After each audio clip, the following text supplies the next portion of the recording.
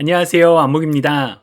오늘은 심령이 가난한 자는 어떤 사람들을 가리키는지에 대해서, 그리고 성경이 말하는 가난의 두 가지 의미에 대해서 여러분들과 함께 나누고자 합니다.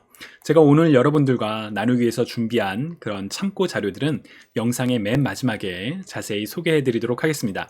자, 그럼 본격적으로 시작해 볼까요? 먼저 심령이 가난한 자라는 표현, 여러분 많이 들어보셨죠? 어디에서 등장할까요? 바로 마태복음 5장 3절, 우리 한번 같이 읽어볼까요? 심령이 가난한 자는 복이 있나니 천국이 저희 것임이요. 아멘. 산상수훈에서도 팔복의 첫 번째 말씀으로 예수님께서는 심령이 가난한 자는 복이 있나니 천국이 저희 것이다 라고 말씀하셨습니다. 그런데 비슷한 말씀이 누가복음에도 등장합니다. 누가복음 6장 20절에도 같이 읽어볼까요? 너희 가난한 자는 복이 있나니 하나님의 나라가 너희 것임이요 라고 말씀하신 바가 있죠. 그런데 누가복음에서는 가난한 자라고 되어 있는 반면에 마태복음에서는 심령이 가난한 자라고 하여 궁금증이 생깁니다.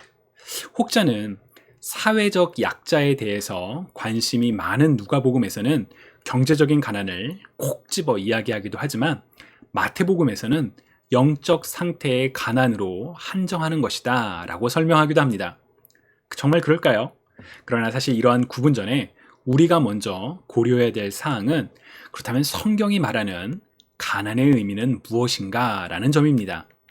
여러분, 성경은 가난에 대해서 무엇이라고 말할까요?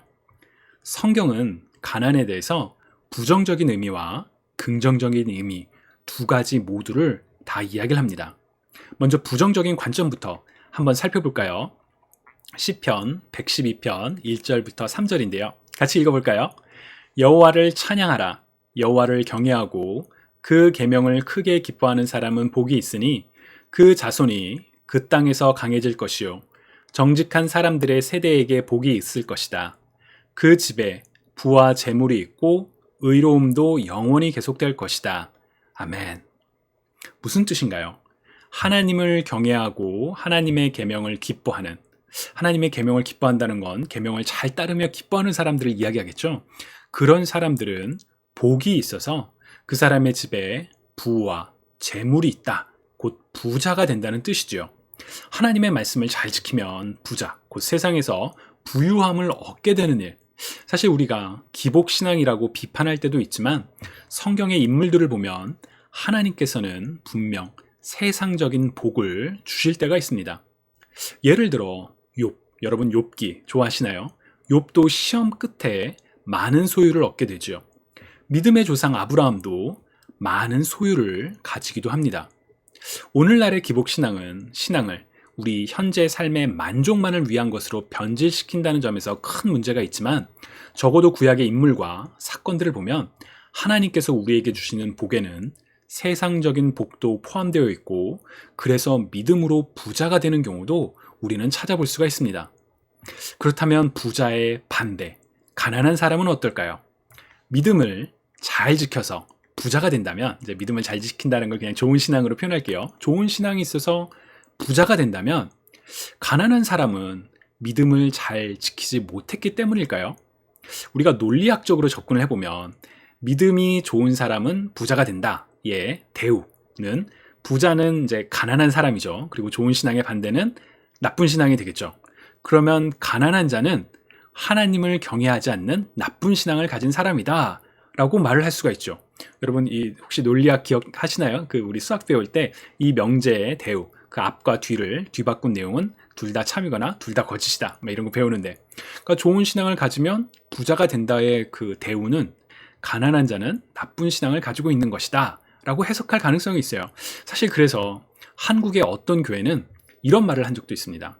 교회를 다닌 지, 신앙을 가진 지 몇 년이 지나도 여전히 세상적인 복을 누리지 못한다면, 예를 들어 사업이 잘 안 되거나 병이 낫지 않거나 그렇다면 신앙에 문제가 있다라고 공공연하게 말한 적도 있죠. 지금은 이 말을 동의하시는 분들이 거의 없으시겠지만, 당시에는 이 말이 암묵적으로 통용되기도 했습니다. 참 안타까웠던 역사였다고도 할 수 있습니다. 왜 이런 말들이 회자되었을까요? 그것은 바로 하나님에 대해서 제대로 알지 못하기 때문입니다. 구약 성경은 분명 하나님을 경외하며 하나님의 율법을 지키는 자들에게 복이 있을 것이라고 얘기하지만 동시에 성경은 가난한 자가 항상 있을 것이라고 이야기도 합니다. 신명기 15장 11절을 보시면 땅에는 항상 가난한 사람들이 있을 것이다. 내가 너희에게 명령한다. 너희 땅에 있는 너희 형제를 가운데 가난하고 궁핍한 사람들에게 손을 펴 도우라. 아멘.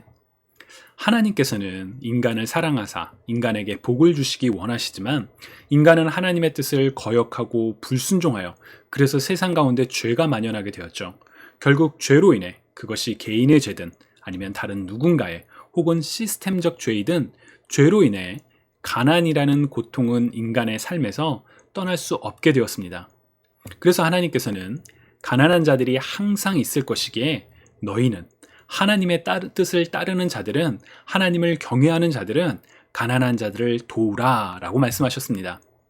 그런 면에서 가난은 인간이라면 피하고 싶은 부정적인 상황이지만 사실 이제 가난을 부정적으로 보는 거죠. 하나님께서는 그런 가난한 자들을 항상 도와야 한다라고 명령하시는 자비로우신 하나님이시라는 것을 우리는 함께 기억해야 합니다. 사족을 한 가지 덧붙이면 부유한 것이 다 하나님의 축복이 아니다라는 사실도 우리는 기억해야 합니다. 시편 73편 3절을 보면 이는 내가 악인의 형통함을 보고 오만한 자를 질투하였음이로다 라고 이제 시편 기자가 이야기를 하거든요. 시편 74편은 악한 자가 형통하는 것, 부자가 되고 세상 가운데 잘 되는 것을 보고 애통해하는 시인데요. 악인의 형통함, 악인이 잘 되는 경우가 있다는 것을 사실 우리 주변에서도 여러분 쉽게 볼 수 있죠. 드라마뿐만 아니라 그냥 우리 삶에 보면 어떻게 저렇게 악한데 저렇게 부자지, 세상 가운데 저게 권력을 잡고 잘 살지 이런 생각 하잖아요. 악인의 형통함이 죄로 물든 세상 가운데 있을 수 있다는 사실을 우리는 함께 기억할 필요가 있습니다. 자, 그렇다면 이제 성경에서 가난을 긍정적으로 보는 경우에 대해서 함께 살펴보겠습니다. 가난이 긍정적이다. 여러분 어떻게 생각하시나요? 사실 그 누구도 가난을 바라는 삶은 없지 않을까라고 저는 생각합니다. 물론 우리는 청빈의 삶을 이야기하는 경우도 있지만 자본주의 사회에서 자발적으로 가난을 바라는 것 사실 참 쉽지 않은 일이라고 저는 개인적으로 생각합니다. 그런데 성경을 보면 가난을 이상적인 것으로 묘사할 때가 있습니다. 가난이 이상적이라고요? 이상하죠. 여기에는 두 가지 이유가 있는데요. 첫 번째는 하나님께서 살아계시기 때문입니다. 시편 12편 5절 우리 한번 같이 읽어볼까요? 여호와의 말씀에 가련한 자들의 눌림과 궁핍한 자들의 탄식으로 말미암아 내가 이제 일어나 그를 그가 원하는 안전한 지대에 두리라 하시도다. 아멘. 무슨 말씀인가요? 하나님께서 가난한 자들을 내버려 두지 않으시고 그들을 구원하시겠다라고 말씀하시는 거죠. 즉 가난한 자는 하나님의 구원을 경험할 자가 된다라는 뜻입니다. 여러분, 하나님의 구원을 경험할 자, 바로 그런 사람들이 가난한 자 중에 있다는 것이죠. 두 번째로 가난한 것은 아무것도 의지할 수 없는 환경, 다시 말하면 절박한 그런 상황을 의미하기에 이 믿음이 있는 가난한 자들은 하나님을 의지하고 그런 점에서 하나님 앞에 겸손한 자를 의미하기도 합니다. 가난한 자가 하나님 앞에 겸손한 자라고요? 이상하죠? 자, 시편 17절을 여러 번역으로 준비해봤는데 우리 한번 같이 읽어볼까요?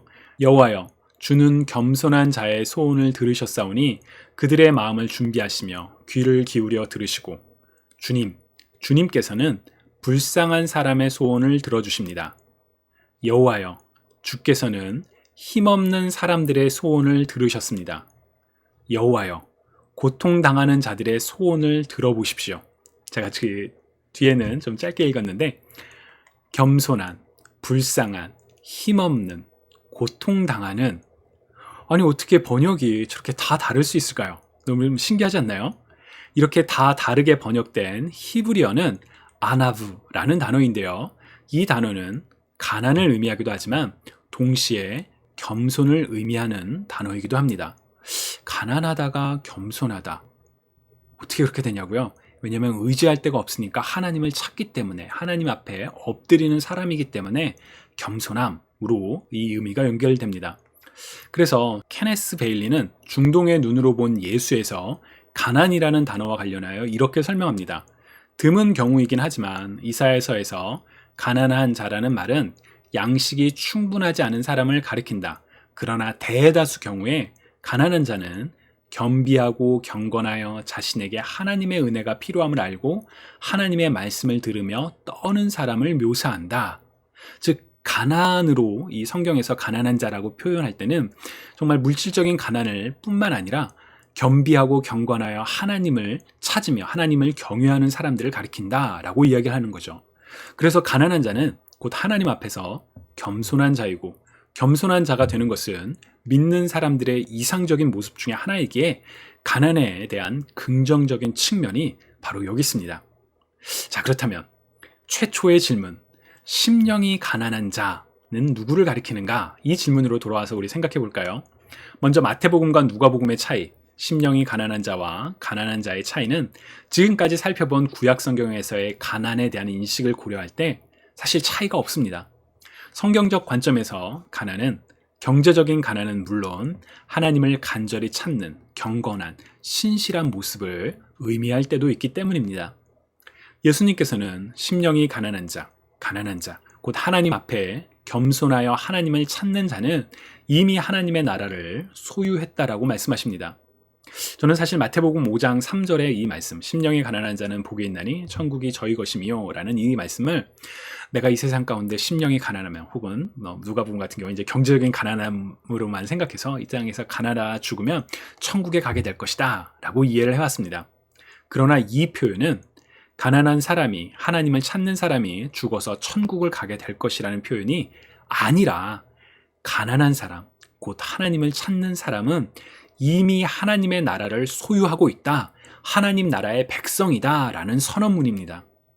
그런 면에서 주님께서는 나중에 있을 어떤 복을 선언한 것이 아니라 지금 오늘 바로 이 순간에 하나님의 나라가 하나님을 찾는 자, 하나님 앞에 겸손한 자, 곧 가난한 자에게 임했다라는 것을 선포하시는 말씀이시죠.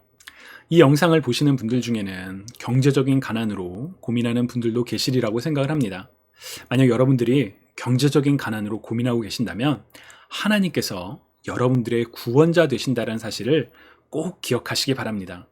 성경에서 가난한 자는 물질적으로 가난한 자를 뜻하기도 하지만, 그렇기에 세상 가운데 의지할 데가 없기에 하나님을 찾는 자, 하나님 앞에 엎드리는 자, 그리고 바로 그런 자들을 하나님께서 구원하신다라는 그 말씀을 기억하시면 좋겠습니다.